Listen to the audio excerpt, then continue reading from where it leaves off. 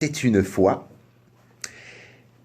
deux hommes qui se connaissaient depuis toujours. Mais depuis toujours, ils se connaissaient. Ils s'étaient jamais quittés. Enfin, si, un petit peu. Enfin, je vous explique.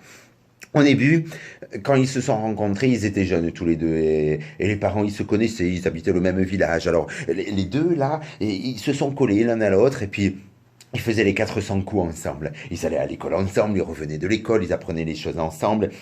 Ils ont grandi ensemble, ils grandissaient, et puis en devenant un peu plus grands, ben, ils ont commencé à fréquenter les mêmes soirées, les mêmes en dancing, là où ça pouvait guincher, ils ont fréquenté les mêmes jeunes filles, le même groupe de jeunes filles, et le temps a passé, et tous les deux, ils se sont mariés pratiquement en même temps, ils se sont mariés.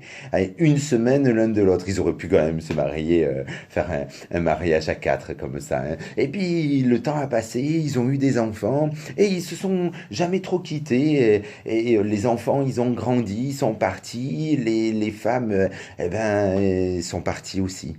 Et voilà que les deux vieux, eh ben, ils se retrouvaient tous les deux. Ils avaient une maison qui était collée l'une à l'autre. C'était leur maison. Ils s'étaient acheté une maison qu'ils avaient coupée en deux. Ils avaient un jardin. Ils l'ont pas coupé en deux, ce jardin. Non, au milieu du jardin, là, où ils auraient dû mettre une petite barrière, eh bien, à la place, ils ont mis un cerisier. Et puis, le temps faisait qu'ils allaient chercher les cerises, et puis en vieillissant, ben, de moins en moins, ils arrivaient à les attraper, ces cerises-là. Si bien que la corneille, elle venait les picorer, les cerises. Et au début, ben, avec leur bâton, avec leur canne, ils faisaient fuir les corneilles. Et puis, au fur et à mesure, ben, la corneille, c'était devenu leur ami. Et la corneille venait toujours sur les branches du cerisier. Et eux, oui, ils avaient tellement l'habitude de se connaître, ils se connaissaient tellement par cœur que quand ils sortaient de la maison pour aller faire cette promenade qu'ils avaient l'habitude de faire tous les deux, eh bien ensemble, eh bien quand l'un sortait, l'autre sortait en même temps.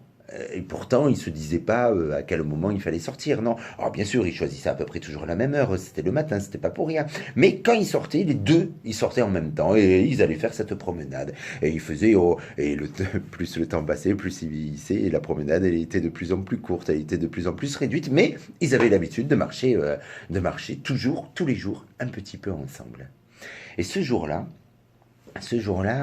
ils étaient en train de se promener comme ça et ils se racontaient comme quoi l'amitié a toujours été présente en eux, que jamais ils s'étaient trop disputés, qu'il n'y avait jamais eu de grands conflits, qu'il n'y avait jamais eu séparation de cette amitié, que c'était une amitié qui avait duré quand même pendant ces 80 années qu'ils se connaissaient. Et là, en se racontant ça, il y en a un, et les deux même en même temps, ils voient par terre quelque chose qui brille. Un peu plus loin là-bas. Et comme au ralenti, ils se sont regardés, ils ont regardé l'objet brillant, ils se sont regardés de nouveau, et les deux sont partis pour essayer d'attraper le premier, cette chose brillante, cet objet convoité.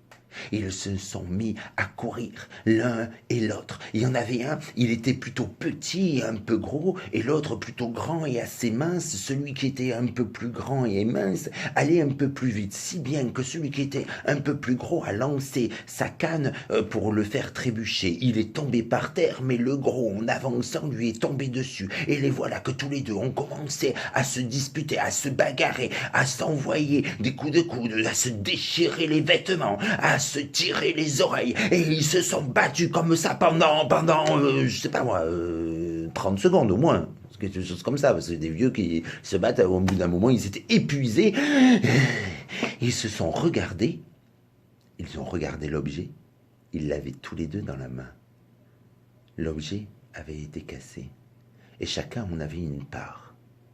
Ils se sont regardés de nouveau, ils ont regardé l'objet, et ils ont décidé d'ouvrir leurs mains en même temps. Sans avoir besoin de se parler, non, parce qu'ils se connaissaient tellement. Ils ont ouvert leurs mains et à l'intérieur, il y avait un morceau de peigne. Non mais, ils s'étaient bagarrés pour un peigne. Alors que les deux là, ils étaient chauves, il n'y avait plus un seul cheveu sur leur tête. Alors ils sont rentrés, ils se sont relevés, avec toute la douleur de l'arthrite qui avait été réveillée. Ils ont marché clopin-clopant sur le chemin pour rentrer jusqu'à la maison.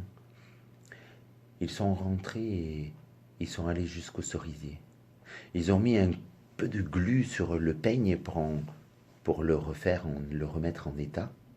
Et ils l'ont accroché au bout d'une corde dans le merisier. Et là, sur le cerisier, eh bien, il y a la corneille. Elle s'est installée sur ce peigne et elle s'amusait à la balançoire tout en faisant son petit chant, la corneille. Et les deux, là, ils se sont dit comment l'amitié est fragile, comment un rien, un grain de poussière peut l'entamer, comment il faut la préserver. Et c'est ainsi que cette histoire est finie. Et voilà, Rolly.